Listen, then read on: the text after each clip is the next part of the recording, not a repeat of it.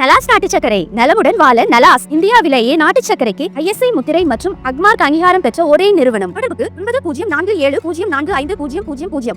திருப்பூர் மாநகராட்சி தனியார் மையத்தை கைவிட வேண்டும் உள்ளிட்ட பல்வேறு கோரிக்கைகளை வலியுறுத்தி திருப்பூர் மாவட்ட ஆட்சியர் அலுவலகம் எதிரே தூய்மை பணியாளர்கள் தொடர் காத்திருப்பு போராட்டத்தை தொடங்கியதால் பரபரப்பு ஏற்பட்டது. மாநகராட்சி, நகராட்சி, பேரூராட்சி பணிகளில் தனியார் மையத்தை புகுத்தும் அரசாணை 152 மற்றும் 139 ரத்து செய்ய வேண்டும் என தொழிலாளர்கள் வலியுறுத்தி வருகின்றனர். சுகாதார மற்றும் பொறியியல் பிரிவு பணியாளர்களுக்கு குறைந்தபட்ச சம்பளமாக 26,000 ரூபாய் வழங்க வேண்டும் என கோரிக்கை வைக்கப்பட்டது. அனைத்து பிரிவு பணியாளர்களுக்கும் தீபாவளி போனஸாக 1 மாத சம்பளம் வழங்க வேண்டும் எனவும் தொழிலாளர்கள் வலியுறுத்தினர்.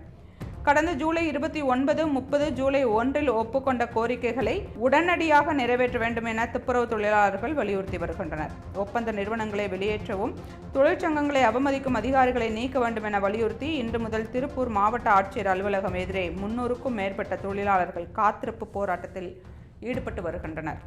திருப்பூர் மாநகராட்சி தனியார் மையத்தை கைவிட வேண்டும் உள்ளிட்ட பல்வேறு கோரிக்கைகளை வலியுறுத்தி திருப்பூர் மாவட்ட ஆட்சியர் அலுவலகம் எதிரே தூய்மை பணியாளர்கள் தொடர் காத்திருப்பு போராட்டத்தை தொடங்கியதால் பரபரப்பு ஏற்பட்டது.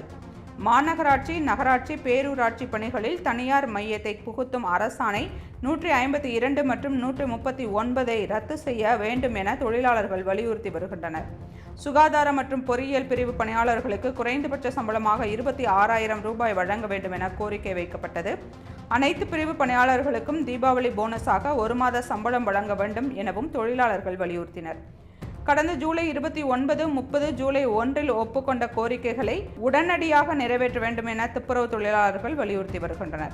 ஒப்பந்த நிறுவனங்களை வெளியேற்றவும், தொழிற்சங்கங்களை அவமதிக்கும் அதிகாரிகளை நீக்க வேண்டும் என வலியுறுத்தி இன்று முதல் திருப்பூர் மாவட்ட ஆட்சியர் அலுவலகம் எதிரே 300க்கும் மேற்பட்ட தொழிலாளர்கள் காத்திருப்பு போராட்டத்தில் ஈடுபட்டு வருகின்றனர்.